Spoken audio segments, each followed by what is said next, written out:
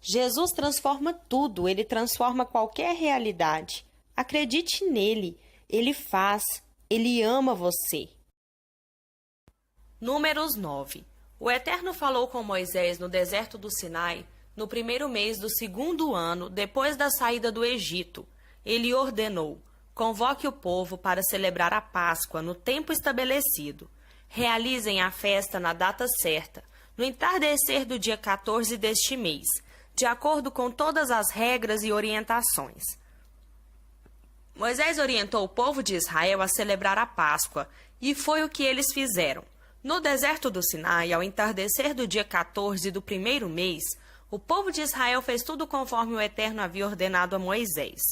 Mas alguns não puderam celebrar a Páscoa no dia estabelecido, porque estavam ritualmente impuros por haverem tocado em cadáver.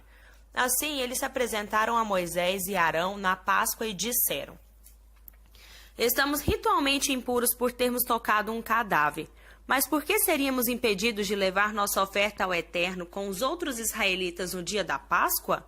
Moisés disse: deem-me algum tempo. Vou descobrir o que o Eterno diz a respeito dessa situação.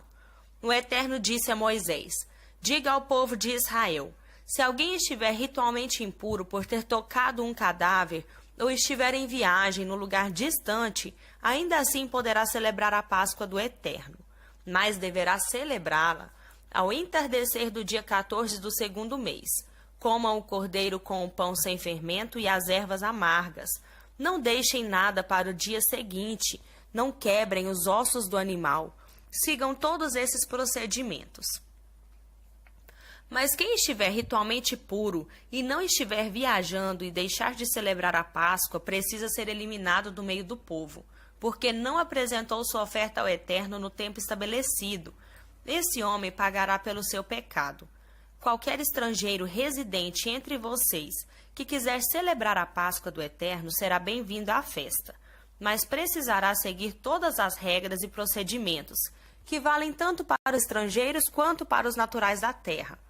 No dia em que a habitação foi levantada, a nuvem a cobriu.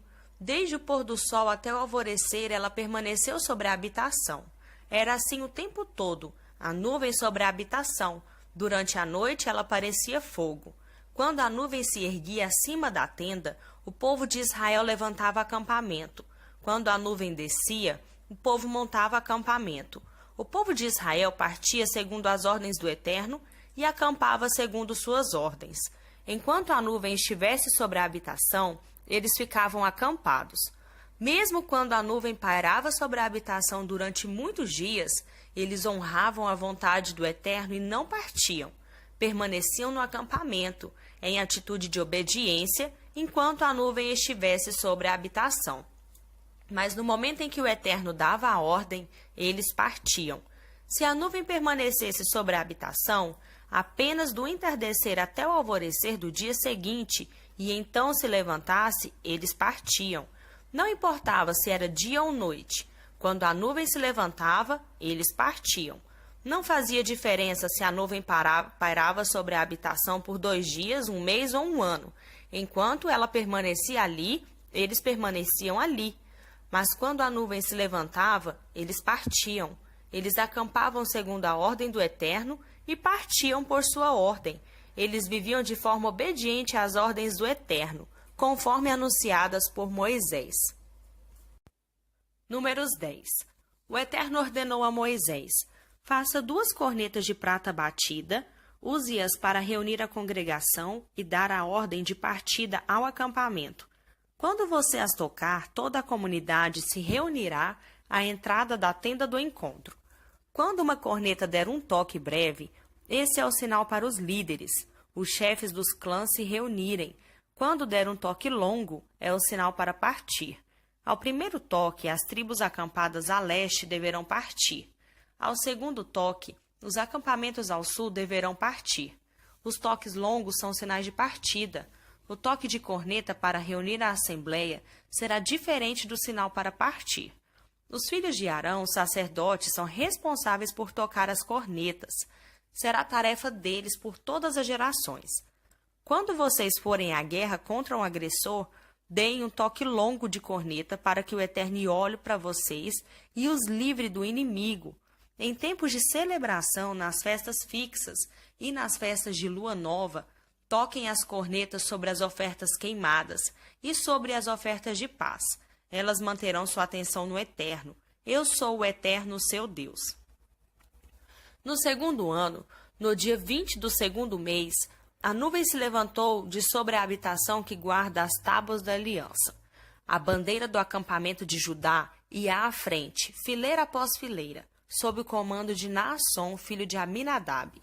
Natanael, filho de Zuar, comandava as tropas da tribo de Isacar, e Eliabe, filho de Elon, comandava as tropas da tribo de Zebulon. Assim que a habitação era desarmada, os gersonitas e meraritas partiam, carregando a habitação. A bandeira do acampamento de Ruben vinha em seguida, com Elisur, filho de Sedeur, no comando. Selumiel, filho de Zurizadai, comandava as tropas da tribo de Simeão. Eliasaf, filho de Deuel, comandava as tropas da tribo de Gade. Então os coatitas partiam carregando as coisas sagradas. No momento em que eles chegavam à parada seguinte, a habitação já estava armada. A bandeira da tribo de Efraim partia em seguida, comandada por Elisama, filho de Amiúde. Gamaliel, filho de Pedazur, comandava as tropas da tribo de Manassés.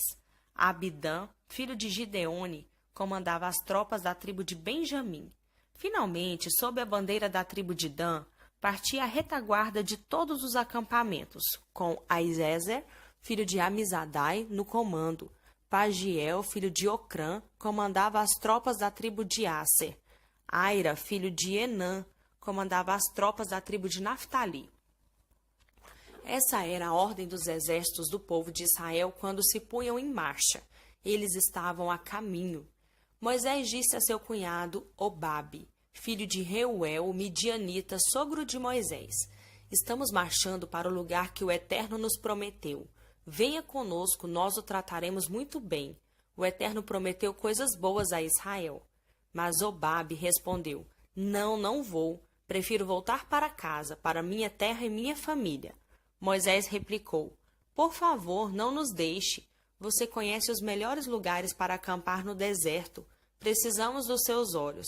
Se você vier conosco, faremos de tudo para que você compartilhe todas as coisas boas que o Eterno fizer por nós. Assim eles partiram. Do monte do Eterno marcharam 3 dias com a arca da aliança do Eterno à frente, em busca de um lugar para acampar. A nuvem do Eterno ficava acima deles, de dia, sempre que levantavam acampamento. Quando a arca partia, Moisés orava: levanta-te, ó Deus, elimina teus inimigos, persegue até as colinas os que te odeiam. E quando a arca parava, ele dizia: descansa conosco, ó Deus, fica com os milhares, os muitos milhares de Israel. Números 11. O povo começou a murmurar da vida difícil, e o Eterno ouviu. Depois que ouviu, a sua ira se acendeu. Então irrompeu um fogo que queimou as extremidades do acampamento. O povo suplicou a ajuda de Moisés e ele orou ao Eterno e o fogo se apagou. Eles chamaram o lugar Taberá, fogo, porque o fogo do Eterno havia queimado contra eles. Alguns estrangeiros que viajavam com eles estavam com vontade de comer carne, e logo induziram todo o povo de Israel a reclamar e murmurar: por que não temos carne? No Egito comíamos peixe e era de graça, sem falar dos pepinos, das melancias, dos alhos porós, das cebolas e dos alhos.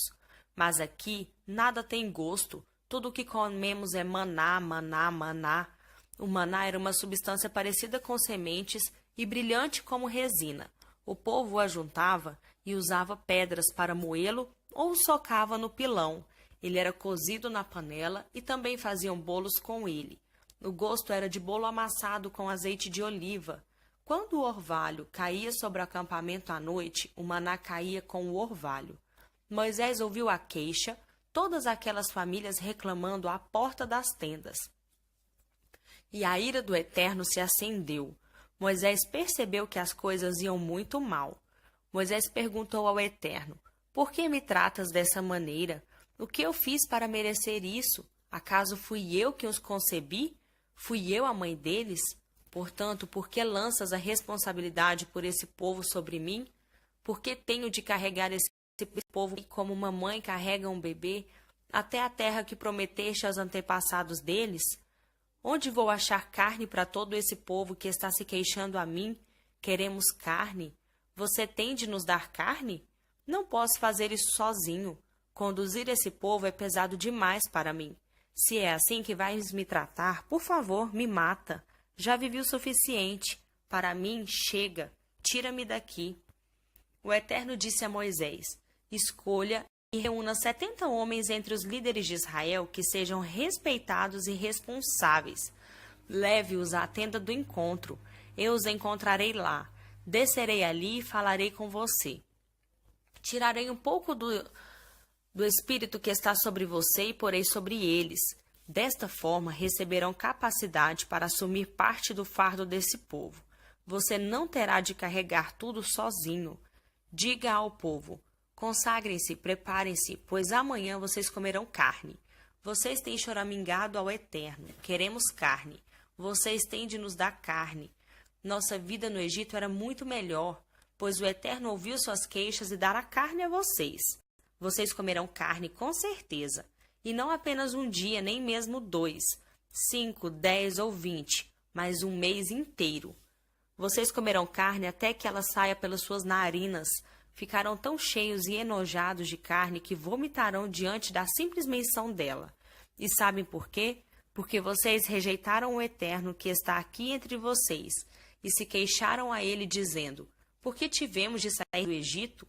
Moisés retrucou: estou aqui cercado por 600.000 homens e dizes: eu darei carne para eles, carne todos os dias durante um mês. De onde sairá toda essa carne? Mesmo que todo o gado e todos os rebanhos sejam abatidos, será o suficiente? Mesmo que todos os peixes do mar fossem pegos, seria o bastante? O Eterno respondeu a Moisés: então você acha que não consigo tomar conta de vocês? Você logo verá se o que digo acontecerá ou não. Moisés saiu e contou ao povo o que o Eterno tinha dito. Ele convocou 70 líderes e os posicionou em volta da tenda. O Eterno desceu numa nuvem e falou a Moisés. Depois tomou do espírito que estava nele e o distribuiu entre os 70 líderes. Quando o espírito desceu sobre eles, eles profetizaram, mas não continuaram a profetizar. Isso aconteceu apenas uma vez. Enquanto isso, 2 homens, Eudade e Medade, estavam no acampamento. Eles eram líderes, mas não tinham deixado o acampamento para ir à tenda. Mesmo assim, o Espírito veio sobre eles e eles começaram a profetizar no acampamento. Um jovem correu e contou a Moisés: Eudade e Medade estão profetizando no acampamento. Josué, filho de Num, que era auxiliar de Moisés desde a juventude, disse: Moisés, Senhor, mande-os parar. Mas Moisés disse: você está com ciúme por mim? Eu queria que todo o povo do Eterno fosse profeta. Eu queria que o Eterno pusesse seu espírito em todos eles. Então Moisés e os líderes de Israel voltaram ao acampamento. Um vento enviado pelo Eterno trouxe codornizes do mar, e elas caíram sobre o acampamento a uma altura de 90 centímetros, num raio de um dia de caminhada em todas as direções. Todo aquele dia, aquela noite e o dia seguinte, o povo ajuntou codornizes, montes enormes de codornizes. O israelita menos esperto ajuntou 10 barris. Elas se espalharam por todo o acampamento para que secassem. Mas enquanto ainda estavam mastigando as codornizes, mal tendo engolido o primeiro bocado, a ira do Eterno se acendeu contra o povo. Ele os feriu com uma praga terrível. Eles chamaram o lugar Quibrote Ataavá, túmulos do desejo. Ali eles enterraram as pessoas que queriam muito comer carne. De Quibrote Ataavá, eles partiram para Azerote e lá ficaram. Novo Testamento. Marcos 5, do 1 ao 20. Eles chegaram ao outro lado do mar, na terra dos Gerazenos. Assim que Jesus saiu do barco, um louco, vítima de demônios, saiu do cemitério e correu para ele. O homem vivia no meio das sepulturas. Ninguém conseguia prendê-lo. Era impossível acorrentá-lo ou amarrá-lo. Ele fora amarrado muitas vezes com cordas e correntes, mas quebrava as correntes e arrebentava as cordas. Ninguém era forte o bastante para subjugá-lo. Noite e dia vagava entre as tumbas e pelas colinas, gritando e cortando o próprio corpo com pedras pontiagudas. Quando ele viu Jesus, correu na direção dele e curvou-se reverentemente. Depois rugiu em protesto: "O que queres comigo, Jesus, filho do Deus Altíssimo? Em nome de Deus, não me perturbes." Jesus havia ordenado ao espírito maligno: "Fora, saia deste homem." Jesus perguntou: "Diga-me seu nome." Ele respondeu: "Meu nome é Multidão, pois somos muitos." Em desespero, implorou a Jesus que expulsasse daquela região. Uma grande manada de porcos estava pastando numa colina perto dali. Os demônios então suplicaram a Jesus: "Manda-nos para os porcos, permita que vivamos neles." Jesus permitiu, mas aos porcos aconteceu pior do que ao homem. Enlouquecidos, correram, pularam de um penhasco, caíram no mar e se afogaram.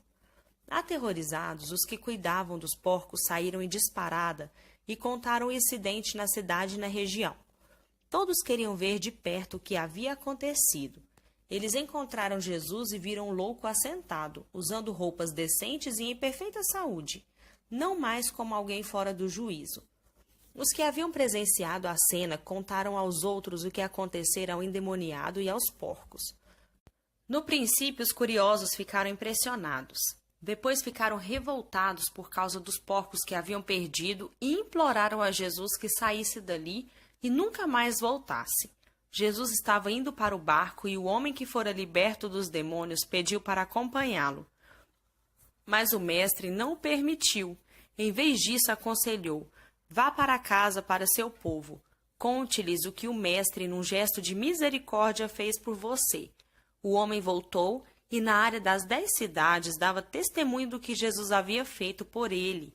Ele se tornou o assunto da cidade.